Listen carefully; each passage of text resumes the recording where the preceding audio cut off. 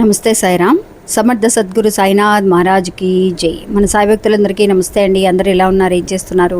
ఈరోజు వీడియోలోకి వెళ్లే ముందు బాబా గారి ఆశీస్సులు మీ అందరికీ దొరకాలని మనస్ఫూర్తిగా కోరుకుంటున్నాను. ఇంకా ఈరోజు బాబా ఏమంటున్నారు అనంటే, బిడ్డ నీకు ఈ గురు పౌర్ణమికి నీకు ఒక ప్రమాణం చేస్తున్నాను బిడ్డ. నేను ఈ మాట ఇచ్చాను అంటే ఖచ్చితంగా తప్పనన్న నమ్మకం అనేది నీకుంటే మాత్రం ఒక్కసారి ఈ వీడియోని చూడు.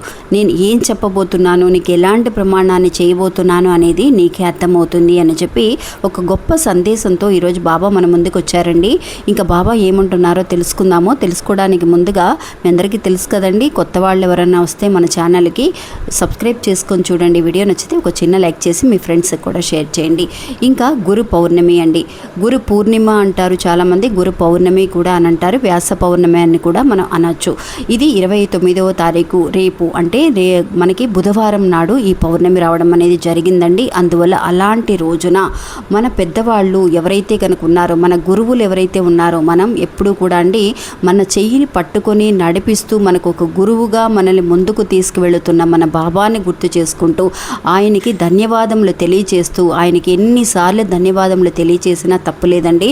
మీరు ఏ విధంగా ఆయనకి ధన్యవాదములు తెలియచేయాలని అనుకుంటున్నారు అనేది మీరే నిర్ణయించుకోండి.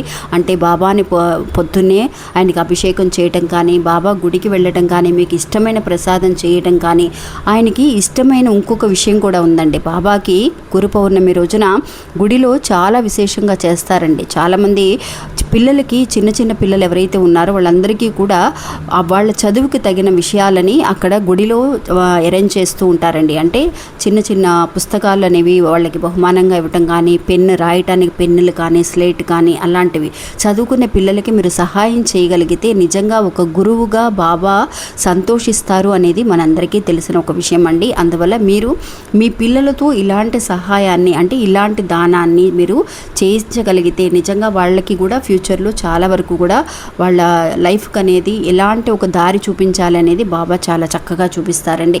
నిజంగా అజ్ఞానంలో ఉన్న మనల్ని ఒక జ్ఞానాన్ని ప్రసాదించి ఒక మంచి దారికి చూపిస్తున్న మన బాబాని గుర్తు చేసుకుంటూ ఈరోజు ఈ వీడియో చూద్దామండి. గురు పౌర్ణమి అంటేనే మామూలుగా గురువారం నాడు మనము ఎంతోమంది సంతోషంగా ఒక పండగలా చేసుకుంటామండి ఈ గురువారాన్ని. అలాంటి మనకి ఈ గురు పౌర్ణమి అనేది మనం ఎలా మర్చిపోతామండి? అస్సలు మర్చిపోవడానికి అవకాశం అనేది లేదు. కాబట్టి అలాంటి రోజున బాబా కూడా మనల్ని గుర్తు చేసుకొని మనకి ఏం చేయాలా, మనకి ఇంకా కూడా ఎలాంటి ఒక మంచి సందేశాన్ని, మంచి ఉపదేశాన్ని, జ్ఞానోదయాన్ని ఇవ్వాలి అని చెప్పి బాబా ఎదురు చూస్తూ ఉంటారండి. అందువల్ల అలాంటి రోజున బాబా మనకి ఒక ప్రమాణం చేస్తున్నాను అని అంటే ఖచ్చితంగా ఆ విషయాన్ని తీరుస్తారండి. ఇది అక్షరాలా జరిగిందండి. ఎందువల్లంటే పోయిన సంవత్సరం అండి ఇదే గురు పౌర్ణమికి ఒక ఆవిడ తన 2 పిల్లలతో బాధపడుతూ నడుచుకుంటూ వెళుతూ ఉందండి. ఆవిడ వెళుతూ ఉన్నప్పుడు నేను అడిగాను అనమాట, ఏంటక్క ఎక్కడికి వెళుతున్నారు, ఏంటి చాలా డల్గా ఉన్నారు అని చెప్పి చాలా అలసటగా కనిపించారండి ఆవిడ. నేను ఆవిడని ఒకసారి రెండక్క లోపలికి రండి, కూర్చోండి, ఏంటి పిల్లలు కూడా చాలా ఇదిగా ఉన్నారు, ఏంటి ఏడుస్తున్నట్టు మీ కంట్లో నీళ్లు కనిపిస్తున్నాయి అని అంటే, వాళ్ళ హస్బెండ్ అండి ఆ రోజు గొడవ పడి ఆయన ఇంట్లో నుంచి వెళ్ళిపోమన్నారంటండి. అందువల్ల ఆవిడ బాధపడుతూ ఏడుస్తూ పిల్లల్ని తీసుకొని వాళ్ళ అమ్మగారింటికి వెళ్ళిపోతున్నాను అని చెప్పి బాధపడుతూ నాతో చెప్పారండి.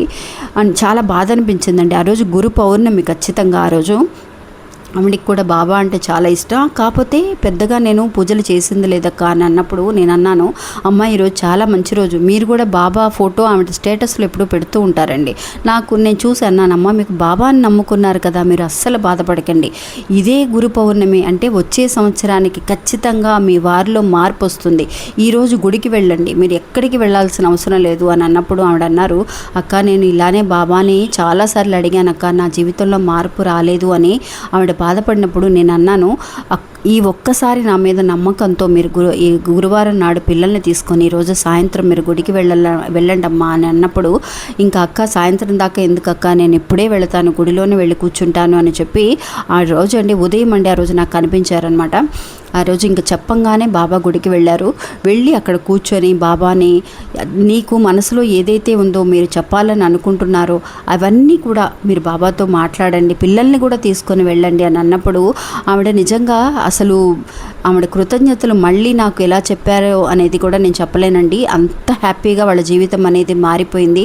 ఆ రోజు వెళ్ళారు, పెద్దగా అక్కడ పూజలు కూడా ఏం చేయించలేదక్క. నేను వెళ్ళి కూర్చున్నాను, నా బాధ అంతా కూడా నేను గుడిలో బాబా దగ్గర చెప్పుకున్నాను. అక్కడ చాలా బాగా మన వైద్యనాథ సాయిబాబా గారి గుడిలో కూడా రేపు చాలా బాగా పూజలు చేస్తూ ఉంటారండి. ఆ వీడియోస్ కూడా మీకు సెండ్ చేస్తాను, నేను మన ఛానల్లో చూడగలరు మీరు. అంటే మీరు గుడికి వెళ్ళలేని వాళ్ళు మన వీడియోస్ని ఖచ్చితంగా ఫాలో అవుతూ ఉన్నారు. అలా ఆవిడ ఆ రోజు వెళ్ళారండి. వెళ్ళినప్పుడు ఇన్నేళ్ళుగా నాకు ఆయనలో అస్సలు మార్పు కనిపించలేదక్క. గురు పౌర్ణమి రోజున నేను ఎప్పుడైతే పిల్లల్ని తీసుకొని వెళ్ళాను, వాళ్ళ పిల్లలు కూడా అండి పెద్దగా చదువు మీద ఇంట్రెస్ట్ లేకుండా, వాళ్ళ నాన్నగారు అస్సలు పట్టించుకోకపోవడంతో వాళ్ళు కూడా పెద్దగా చదువు మీద ఇంట్రెస్ట్ అనేది వాళ్ళకు ఉండేది కాదక్క. నేను అలాగా బాబా దగ్గరికి వెళ్ళి కూర్చొని పూజలు చేసినప్పుడు నేను ఏడుస్తూ మనసులో అనుకున్నప్పుడు ఆయన మారితే చాలని అనుకున్నానక్క. నాకు ఇంకా పెద్దగా ఆశ అంటూ ఏమీ లేదు. పిల్లల్ని పట్టించుకుంటూ చక్కగా ఆయన పని ఆయన చూసుకుంటూ మమ్మల్ని పట్టించుకుంటే చాలని మాత్రమే కోరుకున్నానక్క. కానీ అలాంటిది బాబా చూడండి అక్క, అక్కడికి వెళ్ళొచ్చిన తర్వాత రెండో రోజు అండి ఆయన పిల్లల్ని వాళ్ళ అమ్మగారింటికి వెళ్ళిపోమన్నారు కదా, ఇంకా అక్కడ బాబా గుడికి వెళ్ళి వాళ్ళ అమ్మగారింటికి వెళ్ళారంటండి. వెళ్ళిన తర్వాత రెండో రోజే ఆయన ఫోన్ చేసి ఎక్కడున్నారు, ఏంటి, ఎక్కడికి వెళ్ళిపోయారు, నాకు ఎందుకు చెప్పలేదు, మీ అమ్మగారింటికి ఎందుకు వెళ్ళారు, నీ కోపంలో అంటే వెళ్ళిపోతావా అని చెప్పేసి ఫోన్ చేసి మాట్లాడితే తన కోపంలో నేను ఇంకా రాను, ఇక్కడే ఉంటాను అని చెప్పేసి నేను చాలా మొండికేసానక్క, మా అమ్మగారింట్లోనే ఉన్నాను. కానీ ఆయన తర్వాత రోజు మళ్ళీ నన్ను వెతుక్కుంటూ వచ్చారక్క. అసలు ఎప్పుడు కూడా పట్టించుకోరు, మాట్లాడకపోతే నాకు అసలు ఫోను చేయరు, ఏం చేయరు. అలాంటిది ఫోన్ పెట్టేశానని మళ్ళీ కూడా నన్ను వెతుక్కుంటూ మా అమ్మగారింటికి వచ్చారు. వచ్చి అక్కడ అమ్మ వాళ్ళతో మాట్లాడి, అమ్మ ఇంకేం బాధలేదు, ఇట్లాగా నేను ఇంకోసారి ఇట్లాగా మీ అమ్మాయి ఇట్లాగా రావడానికి అవకాశం అనేది ఉండదు, నేను బాగా చూసుకుంటానని చెప్పి పిల్లల్ని కూడా తీసుకొని నేను వెళుతున్నాను అని చెప్పేసి పిల్లల్ని కూడా తీసుకొని వెళ్ళారండి. వెళ్ళినప్పుడు అక్కడ చెప్పిన మాటలు అనేవి అక్కడ చాలా ఇదిగా మాట్లాడిన, వాళ్ళ అమ్మగారింట్లో మాట్లాడిన దానికంటే ఇంటికి వచ్చిన తర్వాత చాలా ప్రేమగా మాట్లాడారంటండి. అమ్మ ఏదో జరిగిపోయింది, నువ్వు అసలు ఏమీ బాధపడకు, ఇంకా నేను ఎలాంటి కష్టాన్ని రానివ్వను అని చెప్పేసి ఇంక అప్పటికప్పుడు చక్కగా హ్యాపీగా ఉండటం. సరే నువ్వు వెళ్ళి వంట చేయలేదంటే నేను ఏమైనా తీసుకురానా, తిందామా అని చెప్పి అలాంటి మాటలు ఇంతవరకు ఆయన మాట్లాడలేదక్క. చాలా మార్పు వచ్చింది. పిల్లల్లో కూడా బాగా చదువుకోవడానికి ముందు అస్సలు ఇంట్రెస్ట్ లేని వాళ్ళు, నాకు ట్యూషన్ పెట్టించమ్మా, నేను బాగా చదువుకుంటాను, మా ఫ్రెండ్స్ అందరూ బాగా చదువుకుంటున్నారని పిల్లలు కూడా అడిగించి మరీ ట్యూషన్కి వెళుతూ ఉన్నారక్క.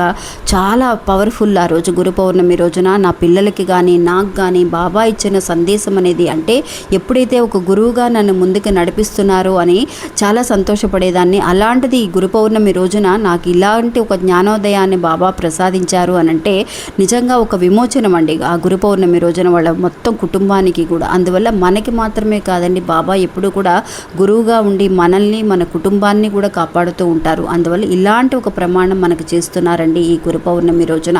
అందువల్ల ఎలాంటి విరక్తితో ఉన్నా, సమస్యతో ఉన్నా కూడా అవన్నీ కూడా పక్కన పెట్టేసి రేపు ఖచ్చితంగా బాబా గుడికి వెళ్ళండి ఫ్రెండ్స్. మీ గురించి బాబాకి చెప్పండి. బాబాకి విడిగా చెప్పాల్సిన అవసరం లేదు, కానీ మనం ఓపెన్గా మనకి సంతోషంగా మనం చెప్పాలని ఎదురు చూస్తాం కదా, అలాగా మీ గురించి అన్నీ చెప్పండి. బాబా ఖచ్చితంగా ప్రమాణం చేస్తున్నారండి, ఎలాంటి సమస్యనైనా నిన్ను నీ కుటుంబాన్ని కాపాడే బాధ్యత నాది, నన్ను నమ్ము అని చెప్పి ఈ గురు పౌర్ణమికి బాబా మనకి ప్రమాణం చేస్తున్నారంటే ఖచ్చితంగా ఆయన మాట తప్పరండి.